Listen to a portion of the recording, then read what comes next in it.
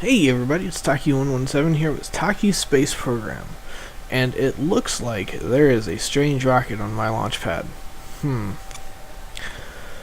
So this is a kind of fairly accurate recreation of the Vostok 1 spacecraft, which carried Yuri Gagarin, who is the first person to orbit the Earth.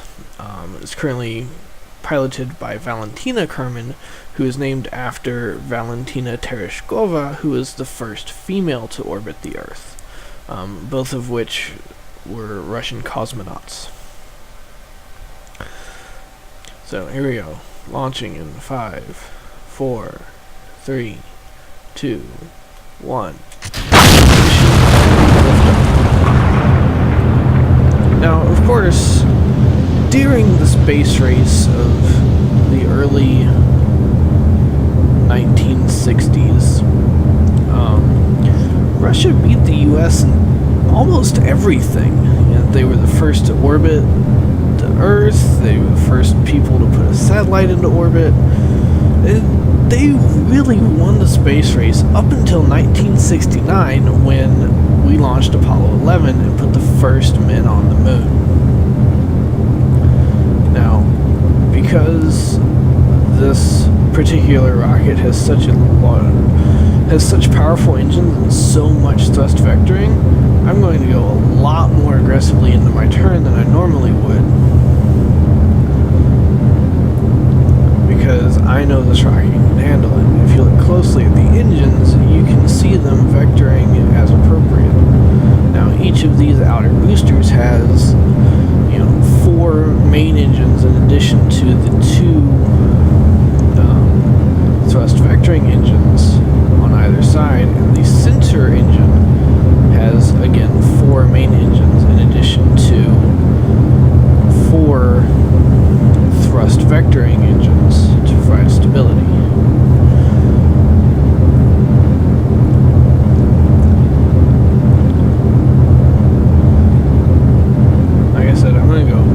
Much more aggressively into this than I can, because not only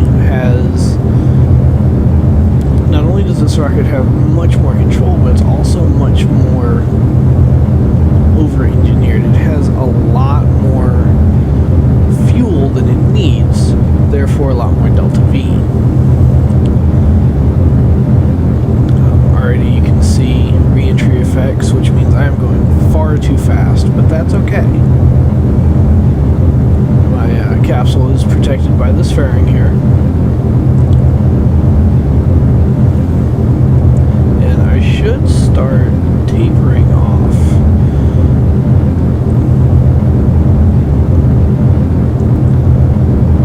Yeah, there we go. Okay, so my descent towards the horizon has sort of tapered off a little bit, and that's perfectly fine. It's actually right where I want it. Because something really cool is going to happen with these boosters once they jettison here in about 40 seconds or so. And that is something known as the Korolev cross. The main reason the Korolev cross happens is because of aerodynamic forces on the boosters. Oh dear. As well as... Sorry, I'm having to take a little bit of manual control here, just to kind of, and, oh dear, and I've lost the rocket. So I was a little too aggressive with things.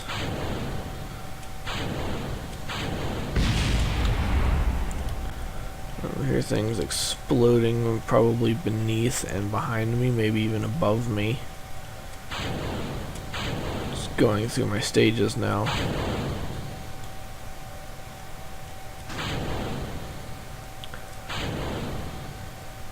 There we go. Okay. So we're actually going to turn that off, and we're just going to go kind of into a free fall here.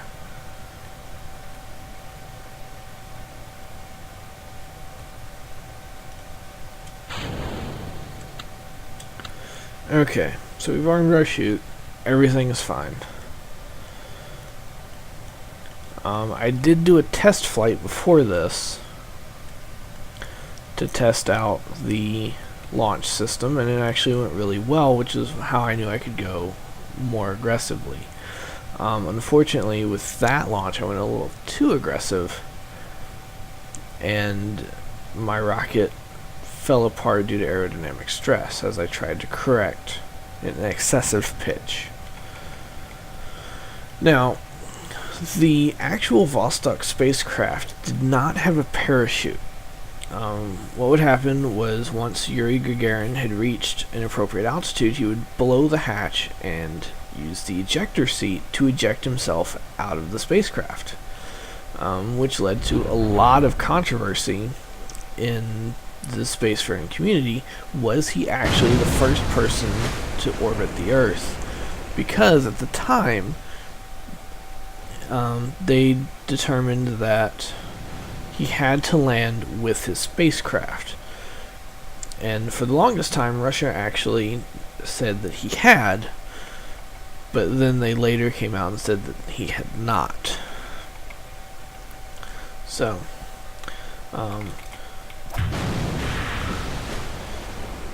hit the water a little faster than I was expecting. We're gonna go ahead and recover that vessel, and we're just gonna rebuild it and try again. This time with a little less aggressiveness in our gravity turn. So, but yeah, the Russians basically beat the United States in just about everything. Now, I'm not entirely sure, but I think we were the first, or the United States was the first country to actually land a probe on the moon. But that's really it. I mean, you know, Russia had Sputnik, which was the first artificial satellite. They had Vostok 1, which was, you know, the first manned orbit. You know, they had Mir, at least I think it was Mir, that was, you know, the first space station. Like, Russia was first, you know. But what really caused America to catch up and then eventually surpass the Russians were essentially the fall of the Soviet Union. You know, Russia was spending so much time, so much money, and so much effort into their space program that it was starting to bankrupt them. They didn't have a lot of the safety precautions that the United States did. They didn't have a lot of the requirements that the United States did. They didn't have as many missions as the United States. So while a lot of their technology was, you know, well built, well maintained, it cost them a lot of money. And that's eventually, you know, coupled with political instability and all this other stuff, led to the eventual collapse of the Soviet Union. So here we go, we're gonna add Valentina Kerman in. Now, the way the Russians get their rockets to their launch site is actually really interesting. They assemble them on their side on a train. And so, you know, you have all of these various parts on this one giant train car. Actually, it might be several train cars. But they're, you know, all assembled inside their vehicle assembly building on its side. And then this locomotive takes them along a set of tracks to the launch pad, where the rocket is then raised into position. So here we go, and try this again.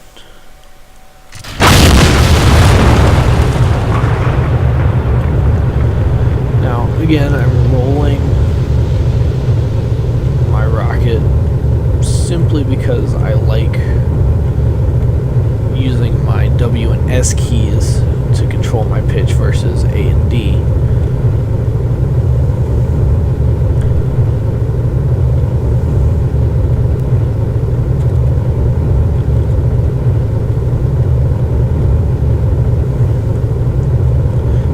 course, I am still launching from Cape Canaveral, which, you know, obviously the Russians would not do. They actually launch from their launch site in Baikonur, Kazakhstan, which is essentially the middle of the desert, which is part of the reason they chose that particular launch site.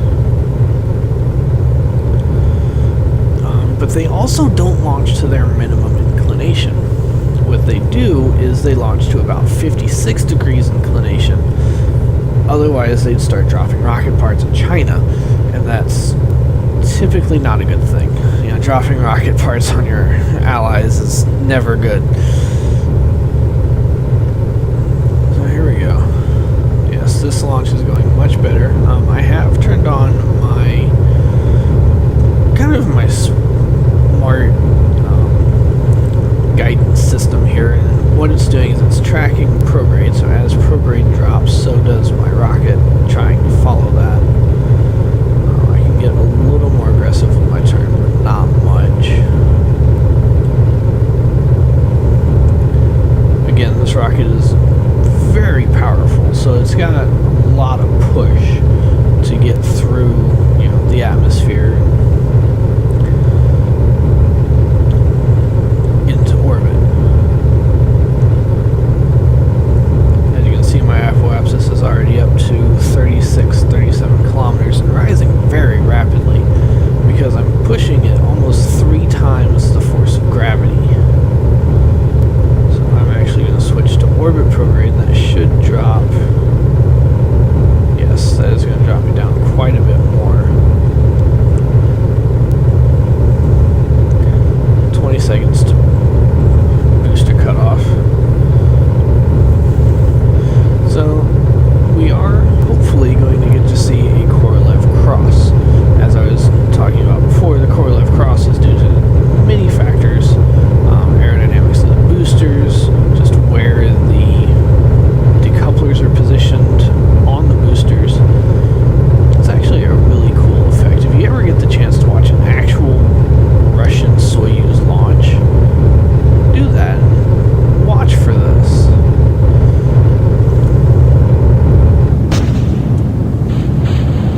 And that's pretty much what it looks like. It looks kind of cool. You know, there go the boosters forming the cross, and they will just fall back, in this case, into the ocean. And I'm going to go ahead and cut the center stage here, because honestly, I don't need it anymore. Let's see, I'm going to plop him. Actually, I'm going to use my maneuver planner to circularize. See how much delta V that takes me. 636. Okay. Well, that's good. We'll go ahead and jettison that stage. And it's still got, you know, plenty of fuel in it. Go ahead and jettison my fairings. Uh-oh, fairings are stuck. Not a big deal. I'm just gonna spin my rocket around here, generate some centrifugal force. There we go. That also activates this engine, which has 854 meters a second of delta V, and because we're in vacuum, it has a thrust to weight ratio of 1.68, which is more than enough.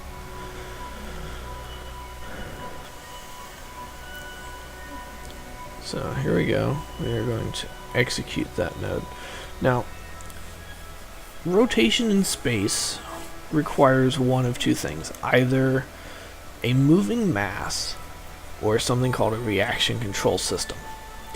A reaction control system uses usually hydrazine fuel. You can use really just about anything. And several thrusters. These thrusters are placed in such a way that when you fire them, it causes your spacecraft to move in the opposite direction because of Newton's laws of motion. For every action, there's an equal but opposite reaction. Here we go. There we go.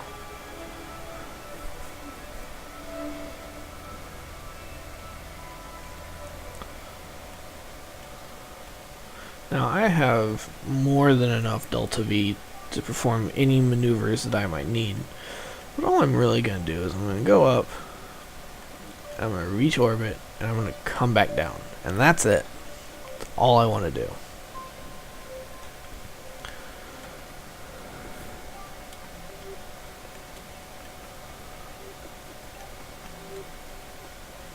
So I am now in orbit.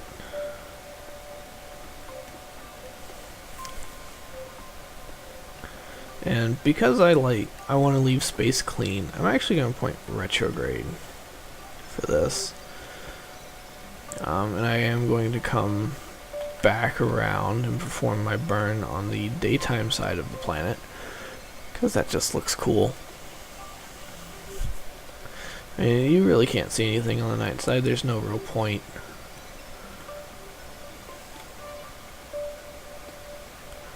Uh-oh. Batteries are almost empty. So now is probably a good time to perform that burn.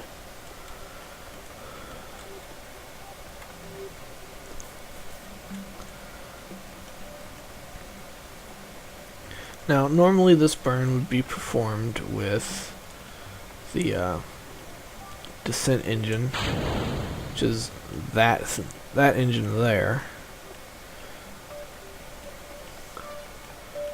Alright, I am going to set up this parachute and go ahead and arm it so that when my batteries run out,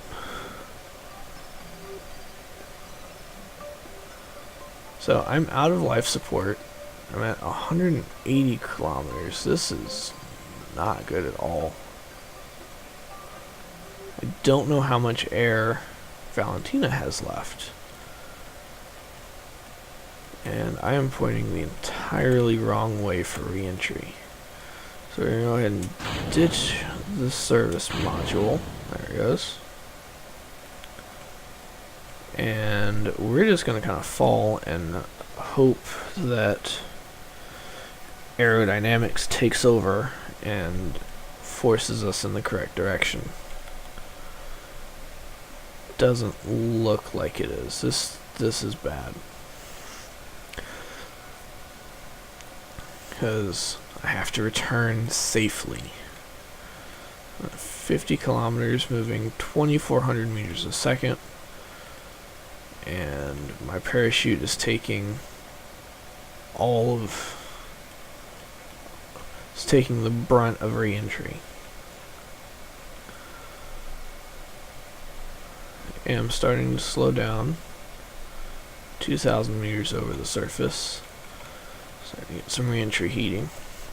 Now, the actual Vostok spacecraft had a special ablative coating over the entire pod. This was to allow for it to come in at any angle, tumble, whatever aerodynamics happened to do to it, and it would still survive. Now, she's getting rather warm in there. Let's take a crew report, and hopefully we can survive this re-entry. Okay, it looks like we are through the worst of re-entry, which is good.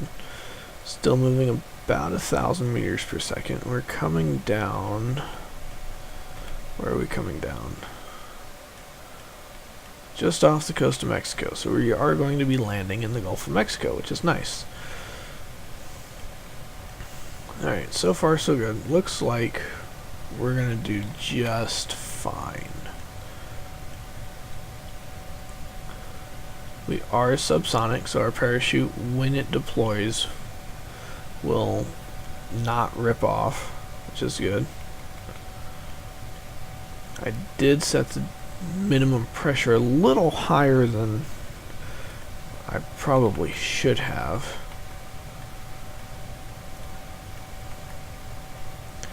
Now, okay, good. Parachute has deployed. We have a good chute. And now it's just a matter of coming down. Now, later Vostok missions did have attached parachutes on their capsules, but Vostok 1 specifically did not. I am unsure about any of the other Vostok missions. So coming down at 11 meters a second. It's a little faster than I would like, but that's okay. Completely out of electric charge.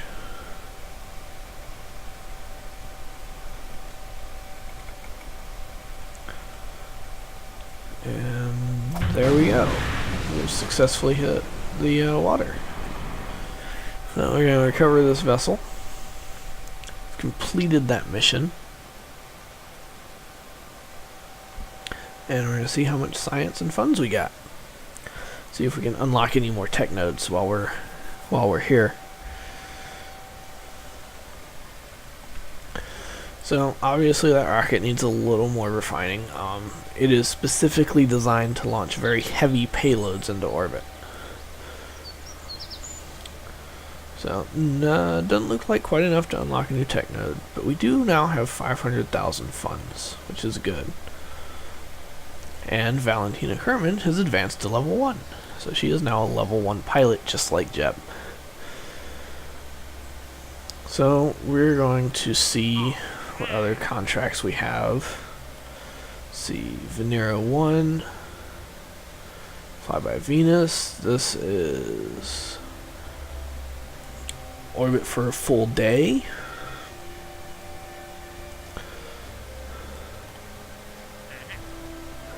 This is the Mercury 7 launch, which we've already done, so I'm going to go ahead and accept that one.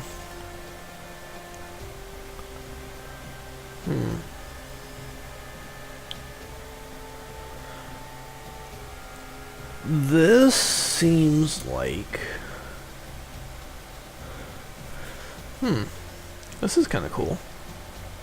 So what this one wants me to do is take Valentina and put her in an equatorial orbit, and then incline that orbit above 45 degrees. I can adjust my satellite, I can ferry some tourists.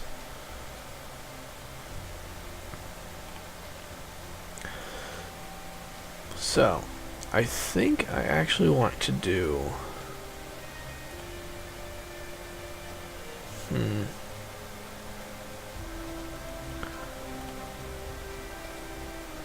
So I'll do Vostok 2. I think I also want to do the tourist mission. And I can do those later. I'm also going to do... You know what? No, I think I will put the Mercury Redstone 3 mission on film again. With a little bit of a twist. So you'll have to tune in another episode for that one. So, I have some rockets to build, I have some things to take care of, and until next time, I'm Taki117, and remember, it's only rocket science.